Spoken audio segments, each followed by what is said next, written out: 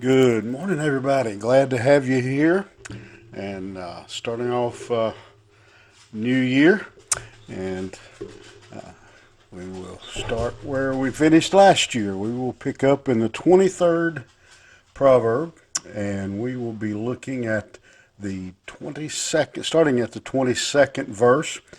And we are going to focus on the fifth commandment in this proverb that as he addresses children and their lifestyle, and I think also the other side of that is then to the parents as well that we do raise our children and teach our children correctly while they are young.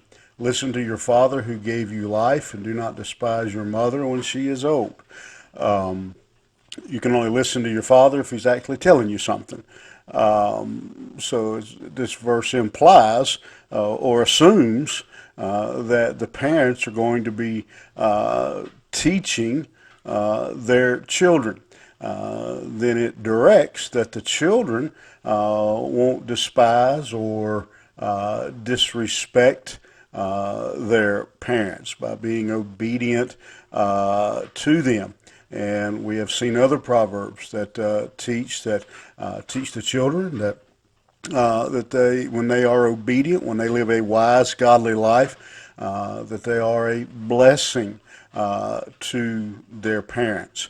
But I think we can't look at that verse and overlook again the responsibility of parents then to teach their child. Listen to your father. Again, if the father's not saying anything, you can't listen to him. Verse 23, buy truth and do not sell it, by wisdom, instruction, and understanding. We've got four things here listed that the writer says are important to possess. When truth, wisdom, instruction, and understanding.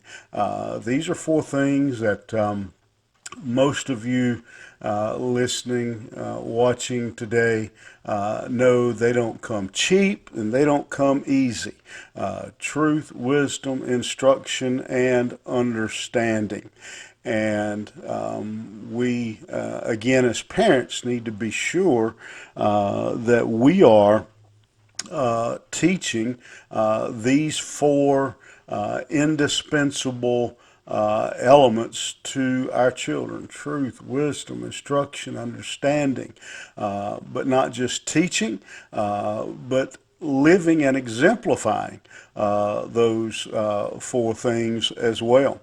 That as parents, we are pursuing truth, the truth of God's Word that corrects us and directs us, puts us in the right path. It's His Word is where we get the wisdom that we are to have. Instruction here, or discipline, is another way of saying instruction that we again are we submit ourselves to proper correction that direct us and keep us on the path of righteousness.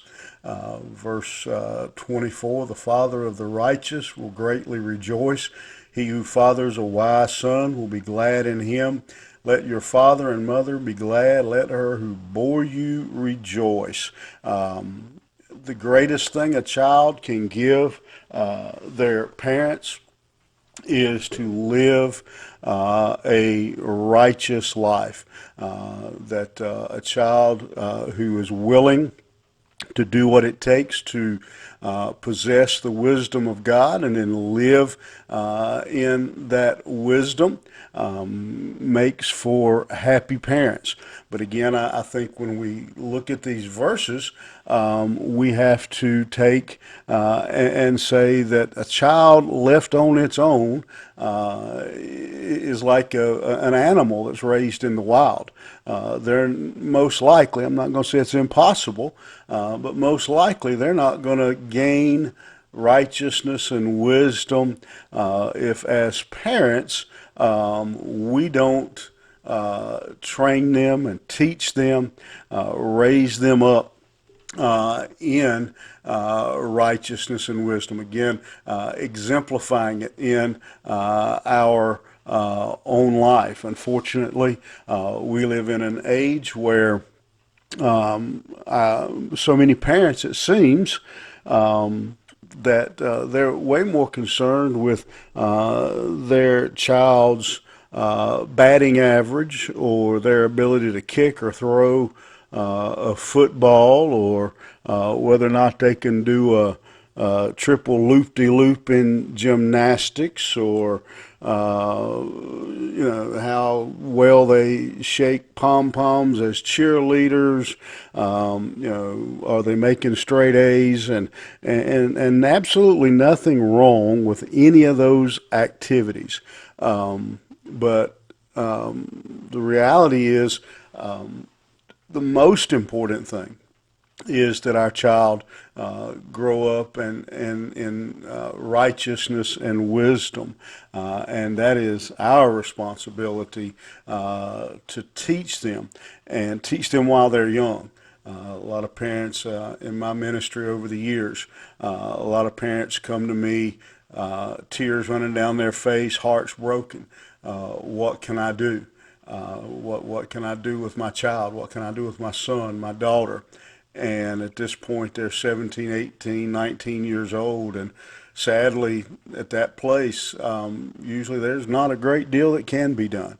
It begins from the cradle, that we teach our children, model for our children wisdom, righteousness, and following the path of God. All right. Have a good day. We'll see you back here tomorrow morning.